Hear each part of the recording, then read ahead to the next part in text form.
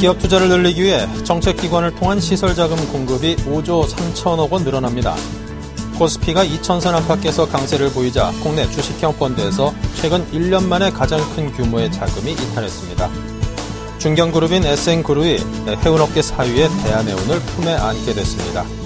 삼성전자 갤럭시 S4의 변형 모델인 갤럭시 S4 줌이 이르면 이달 중 국내 시장에 출시됩니다. 네, 시청자 여러분 안녕하십니까. 센경제현장의 임동석입니다. 추석 연휴를 하루 앞둔 오늘 코스피 지수는 FOMC 회의 등을 앞두고 이 관망세가 짙어지며 하락 마감했습니다. 오늘 자세한 소식 김종선 기자로부터 듣습니다. 안녕하십니까? 안녕하세요. 네, 오늘 시황 정리해 주십시오. 네, 오늘 코스피 지수는 전날보다 7.79포인트, 0.39% 내린 2005.58의 장을 마감했습니다. 전날 뉴욕 증시는 차기 미국 연방준비제도 이사회 의장으로 유력했던 로렌스 서머스 전 재무장관이 자진 사퇴했다는 소식에 호재로 작용하기도 했지만 결국 혼조세로 마감했습니다. 코스피도 추석 연휴를 앞두고 관망세가 짙어지면서 하락 출발했는데요. 장중 2,000포인트 아래로 하락하기도 했지만 외국인과 프로그램 매수세가 이어지면서 낙폭을 줄였습니다. 업종별로는 비금속 광물이 1.55% 올랐고 건설업, 은행, 전기가스업 등이 상승했습니다. 반면 통신업과 전기전자 등의 낙폭이 2% 이상으로 컸고 제조업, 음식료품도 하락했습니다. 시가총액 상위 종목 중에는 SK하이닉스와 현대중공업, KB금융, 현대모비스 등이 1% 넘게 올랐고 SK텔레콤은 2.74% 하락, 그리고 삼성전자도 2.74% 하락하면서 주가가 140만 원 밑으로 떨어졌습니다. 오늘 코스닥 지수는 0.91포인트 오른 527.11의 장을 마감했습니다. 네, 또 긴 연휴를 앞두고 이번에도 어김없이 악재성 공시를 쏟아내는 올빼미 공시가 쏟아졌다고 하는데 어떤 것들이 있던가요? 네, 금융감독원 전자공시 시스템에 따르면 코스닥 상장사 바른손은 지난 16일 110억 원 규모의 유상증자를 발표했습니다. 이번 대규모 유상증자로 인해서 주가 희석은 불가피해졌는데요. 아세아텍도 현금 배당을 기존 주당 75원에서 50원으로 축소하는 정정 고시를 오늘 냈습니다. 이에 따라서 배당금 총액도 13억 원에서 8억 원대로 줄었는데요. 이와 관련해서 상장사의 한 주식 담당자는 부정적인 내용을 담은 공시를 장중에 내든지 아니면 장 마감 이후 내든지 어차피 주가 하락으로 이어져서 회사 측이 누릴 수 있는 실익은 거의 없다고 말했습니다. 그렇지만 문제는 가만히 앉아서 당할 수밖에 없는 피해자가 있다는 점인데요. 악재성 공시 이후에 주주들이 주식을 팔 수 있는 기회마저 박탈당한 투자자들은 주가 하락을 바라만 보고 있어야 하는 상황이 됩니다. 이처럼 매년 연휴 직전에 올빼미 공시가 쏟아져서 투자자들이 피해를 입고 있지만 뾰족한 대책을 마련하기는 어려운 실정입니다. 금융감독원은 지난 2006년 1월 올빼미 공시 부작용을 막기 위해서 공시 서류 제출 시한을 종전 오후 9시에서 오후 7시로 앞당기고 주말 공시는 폐지한 바 있습니다. 그러나 긴 연휴를 앞둔 시점에서 여전히 되풀이되고 있는 상황입니다. 네, 그리고 외국인들이 최근 대형주를 집중 매수하면서 지수를 끌어올리니까 이 수출주 등 경기 민감주에 투자하는 성장주 펀드가 다시금 각광을 받는다고 하는데요. 어떻습니까?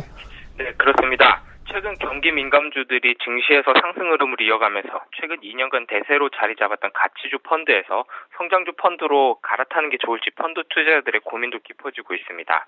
금융정보업체 FN가이드에 따르면 국내에 설정된 성장주 펀드는 최근 1개월 수익률이 4.88%로 가치주 펀드 4.02%, 그리고 배당주 펀드 3.28% 등을 앞섰습니다.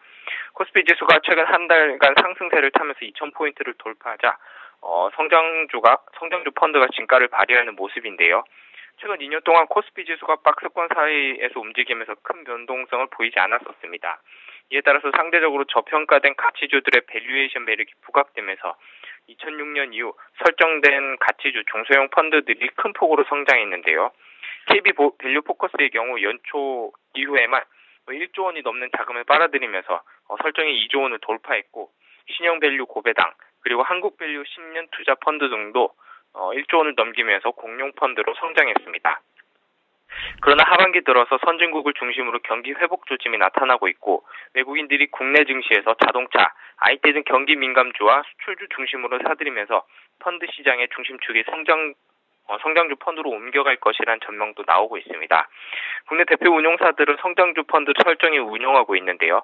한국투자신탁운용의 한국의 힘, 한국투자내비게이터, 그리고 삼성자산운용의 코리아 대표, KB자산운용의 KB그로스, 그리고 트러스톤 자산운용의 징기스칸, 신한 BNP 파리바 운용의 좋은 아침 희망펀드 등이 대표적인 성장주 펀드로 꼽힙니다. 네, 지금까지 증시 관련 소식 김종성 기자와 함께했습니다. 감사합니다. 고맙습니다.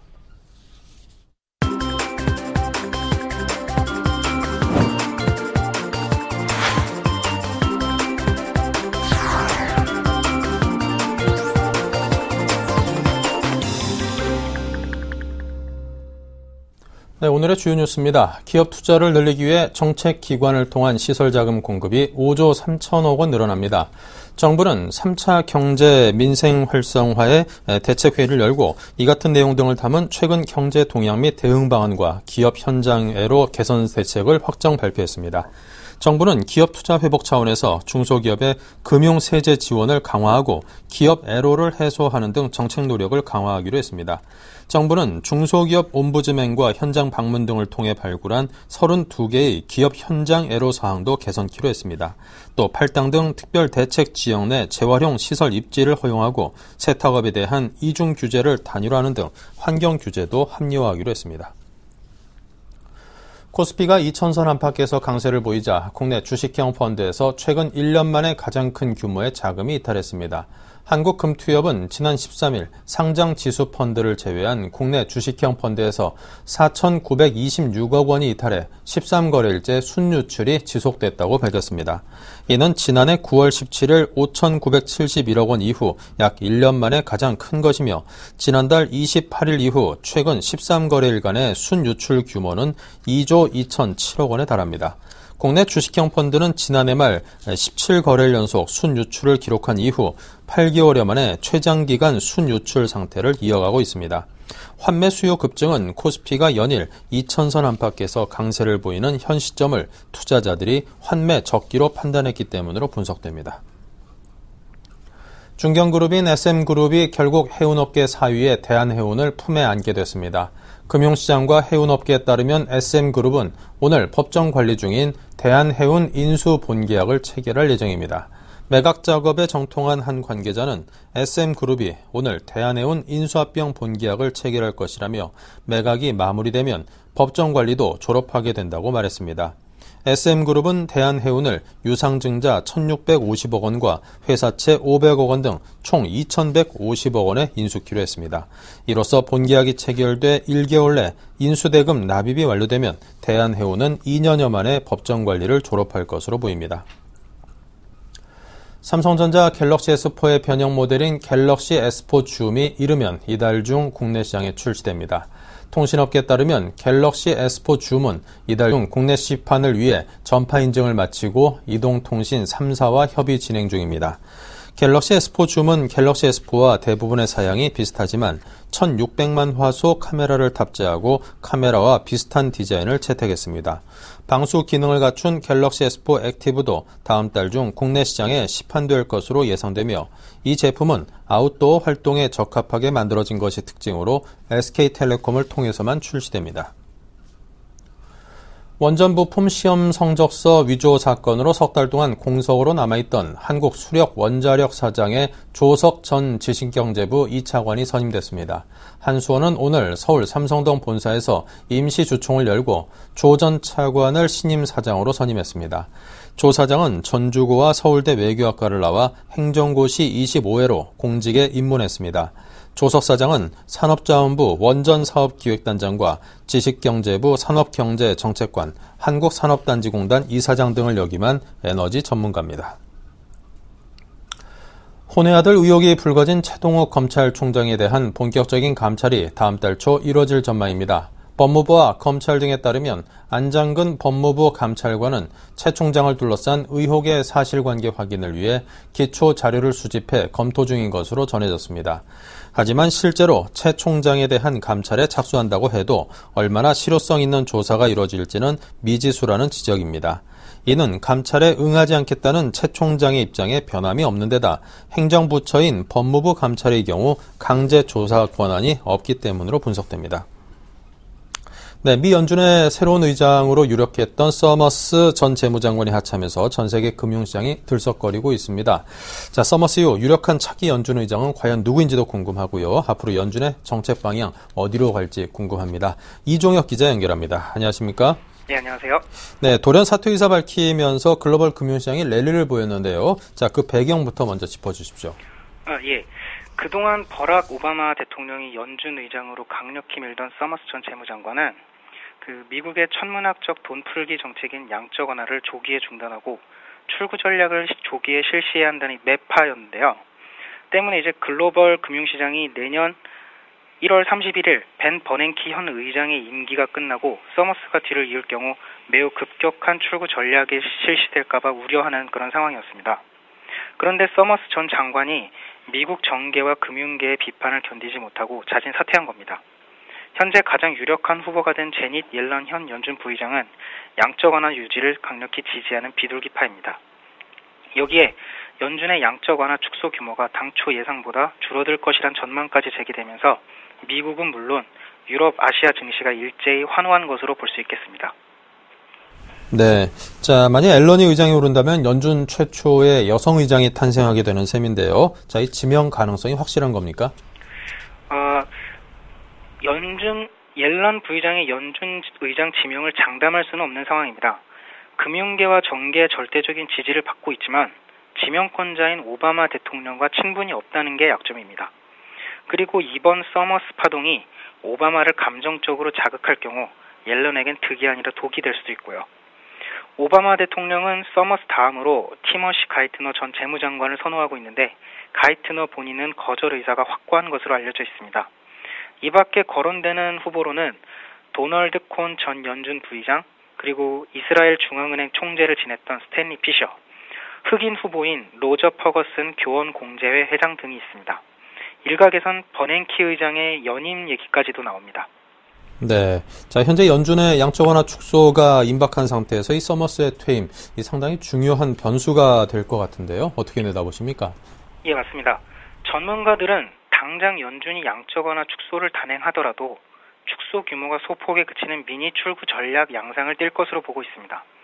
최근까지만 해도 연준이 내일 연방공개시장위원회를 통해 월 850억 달러 수준으로 풀어대던 돈의 양을 200억 달러 정도 줄일 것이라는 전망이 지배적이었는데 이제는 그 줄이는 양이 150억 달러에서 100억 달러가 되지 않을 것이라는 관측도 나올 정도입니다. 특히 서머스 낙마 소식 때문에 연준이 완화적인 통화 정책 기조를 유지할 것이란 기대가 커진 상태인데요. 미국 경제 매체인 CNBC는 이를 서머스 랠리라고 표현할 정도입니다. 네. 자, 이 시장의 기대치가 상당히 높은 상황에서 기대에 못 미치는 예상치 못한 결과가 나온다면 충격도 꽤나 있을 듯 싶은데요. 어떨까요? 예, 맞습니다. 지금 시장의 기대가 부풀 대로 부풀었기 때문에 반대로 역효과 가능성도 큰 상태입니다. 일부 전문가들은 연준이 예상보다 큰 규모의 양적 완화 축소를 시행할 경우 시장 충격이 불가피하다고 지적하고 있습니다. 특히 양적 완화 수혜를 그동안 집중적으로 누렸던 아시아 신흥국들은 양적 완화 축소 규모가 100억 달러를 웃돌 경우 큰 리스크에 직면할 수 있다는 우려도 제기됩니다. 물론 연준이 시장의 예상을 완전히 뒤엎고 내일 양적 완화 축소 결정을 미룰 여지도 분명히 있습니다. 네, 잘 들었습니다. 지금까지 국제부의 이종혁 기자였습니다. 감사합니다. 네, 감사합니다.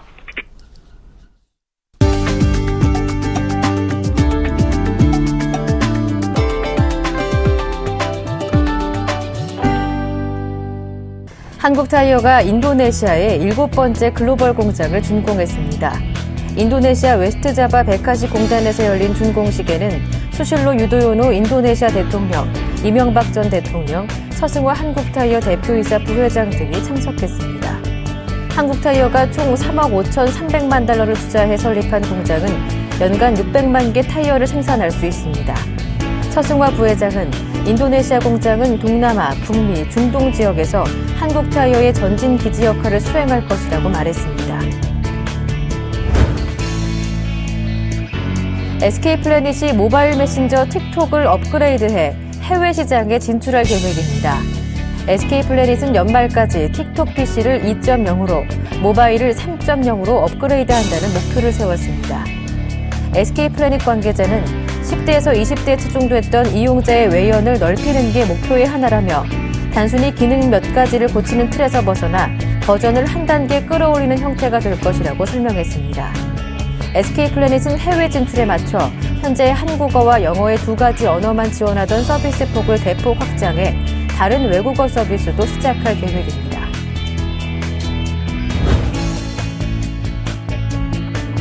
LG이노텍이 지난해 추진한 지속가능 경영 활동의 성과와 향후 계획을 담은 지속가능 보고서를 발간했습니다.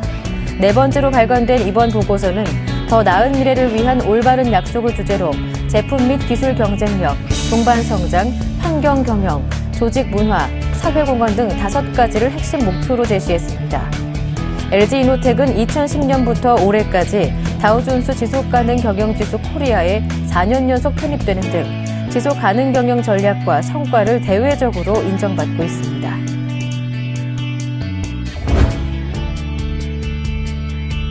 신한은행이 홍콩의 금융 전문지 파이낸스 아시아가 선정한 대한민국 최우수 은행과 대한민국 최우수 프라이빗뱅크 상을 동시에 수상했습니다. 이 상은 최상의 재무 성과와 서비스 및 상품을 제공해 아시아 금융산업 발전에 기여한 기관 및 은행에 주고 있습니다. PB 부문의 경우 아시아 10개국 은행들의 자산 규모, 고객 수, 상품과 서비스, 비즈니스 모델 등을 종합적으로 판단해 선정됩니다. 신한은행은 올해 아시안뱅커, 글로벌 파이낸스, DS 등 주요 금융 전문지로부터 최우수 은행 및 최우수 PB로 선정됐습니다.